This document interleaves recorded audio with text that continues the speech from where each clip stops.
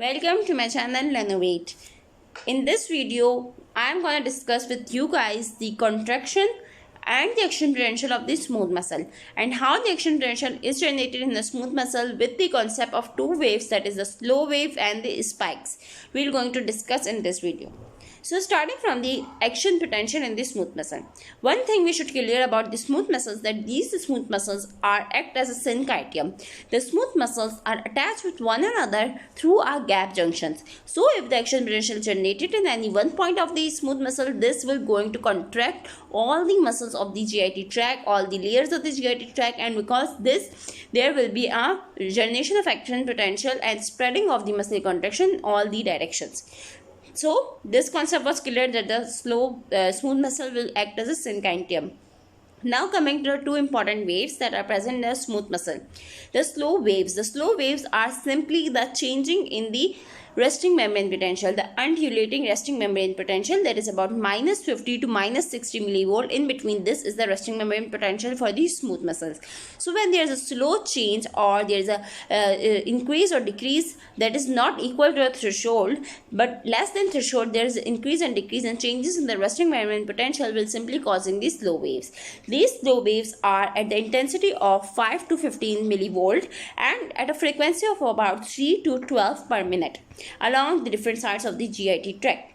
These slow wave, the causes of slow wave are because of the change in the resting membrane potential below the level of threshold, and also these slow waves may occur because of the presence of the contraction of the cells that are special cells called as the intestinal cells of the Kegel.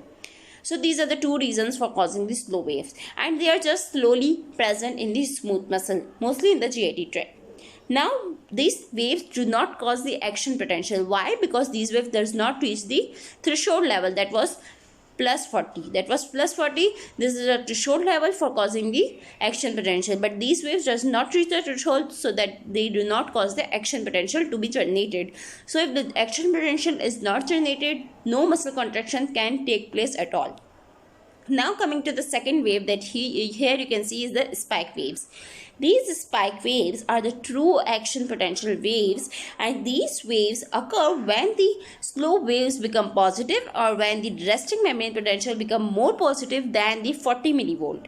When the minus 40 millivolt is achieved and more positive than the minus millivolt is achieved, there will be a presence of a spike waves, and these spikes will produce 1 to 10 spikes per second. These spikes will cause ultimately the opening of the sodium channels that are present in the cells.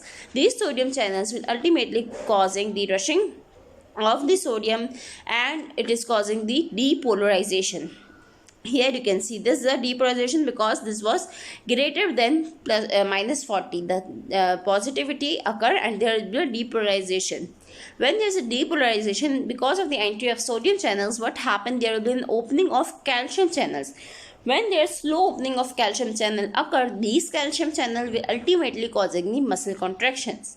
And these spikes here you can see they are 1 to 10 per seconds. So they are very much greater than per second, they are 1 to 10. So here you can see when these slow waves reaches the level of the threshold, they will causing the spikes, and these spikes are increasing if they are going towards the positive level, and then the state of depolarization is reached and the muscle contraction will going to take place because of the entry of the sodium and the calcium channel opening. Now what happens when the muscle contraction taking place? Then the resting membrane potential become more negative. When the resting membrane potential, that is about minus 50 to minus 60, become more negative, that is a downward, is causing the hyperpolarization, that is a complete cessation of the action potential, and there will be a hyperpolarization. So here one point to remember is that these spikes waves are the true action potential waves, and they are ultimately causing the muscle contraction because of the opening, because of the depolarization, and ultimately because of the opening of the calcium channels. So for this to be explained well, these spike waves and slow waves are drawn here.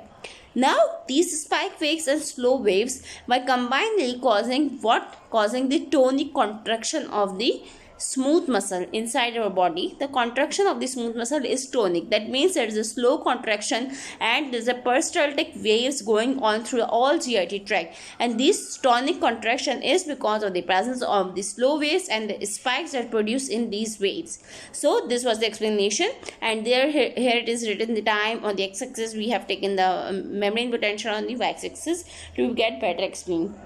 So this was general explanation about the graph that was given in the guidance, and I hope you'll be explained well. Thank you for watching. For any query, comment below.